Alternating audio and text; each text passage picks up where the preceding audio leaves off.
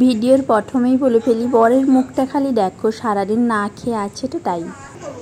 আমি ভিডিওটা স্টার্ট করেছিলাম বিকেল থেকে। আজকে দেওরের চৌঠি বিয়ে ছিল, তার মানে সারাদিন না খেয়েই আছে বিকেল পর্যন্ত।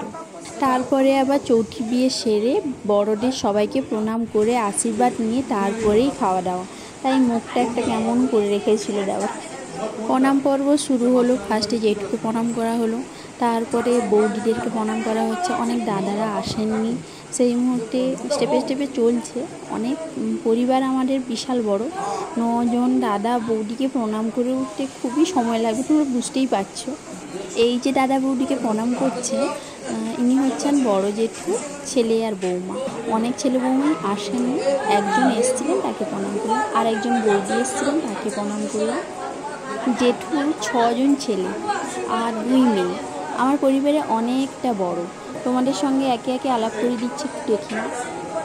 এখানে যারা 3 জন লাইনে দাঁড়িয়ে আছেন, এটা হচ্ছে তোমাদের দাদাভাইয়ের পরিবার। বড়দা, বড় বৌদি, মেজটা, মেজ বৌদি, আর তোমার দাদাভাই তো চেনো তোমরা সবাই, আর আমি। আর কাকা শ্বশুরের 2 মেয়ে 1 ছেলে, যে ছেলের বিয়ে হলো সে আমার দেওর।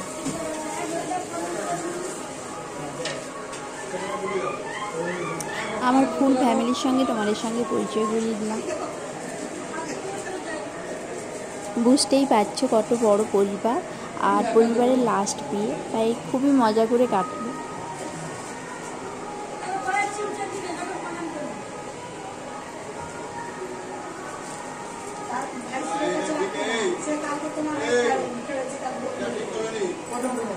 পরিবারে বিয়ে হলে যে আনন্দটা হয় সেটা আর কি বলবো তোমাদেরকে।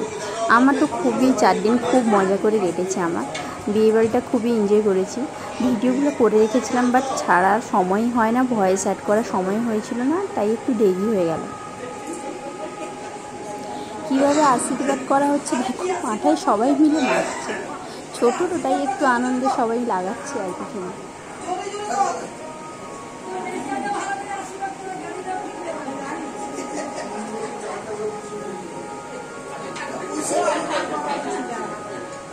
আশীর্বাদ পর্ব শেষ করেই রিসেপশনের জন্য আমরা রেডি হতে চলে গেছিলাম।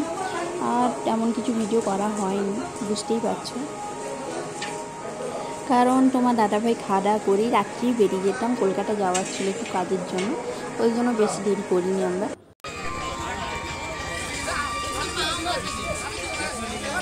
রিসেপশনের লুকটা কেমন হয়েছে তোমরা একটু কমেন্ট করো। বৌভাতের ডেকোরেশনটা দেখে নাও। এখানে খাওয়া দাওয়ার ব্যবস্থা হয়েছিল, বেশ সুন্দরভাবে সাজিয়েছিল, আমার তো বেশ সুন্দর লাগছিল। চলো দেওরের বৌভাতের মেনুটা কী ছিল সেটা তোমাদের সঙ্গে একটু শেয়ার করে নিই। নুন, লেবু, স্যালাড দিল, তারপরে দিয়েছিল বেগুনি, ফ্রাইড রাইস, চিলি চিকেন ছিল, জাস্ট আমরা খাই না চিকেনটা, তোমরা জানো।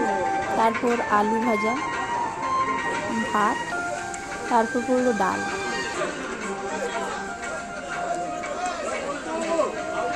এটা ছিল শাকের চচ্চড়ি, দই কাতলা। কাতলার পিসগুলো বেশ সুন্দর ছিল।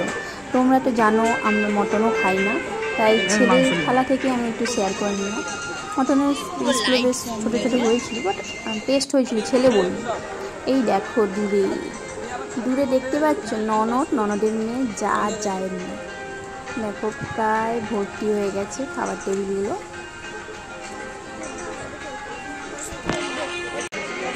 লাস্টে কিছু মেনু বাকি থেকে গেছিলো, চাটনি, পায়েস, তারপরেই মিষ্টি। কোথায় গেল মিষ্টিটা? কাঁকড়ে ভাজা, আর লাস্ট পেটে আইসক্রিম। খাওয়া দাওয়া শেষ করে যাওয়ার আগে একটু ফটো তুলে নিলাম। প্রথমে ননদ আর 4 জন যা মিলে এক ফ্রেমে। খুবই মজা করলাম এই 4 দিন।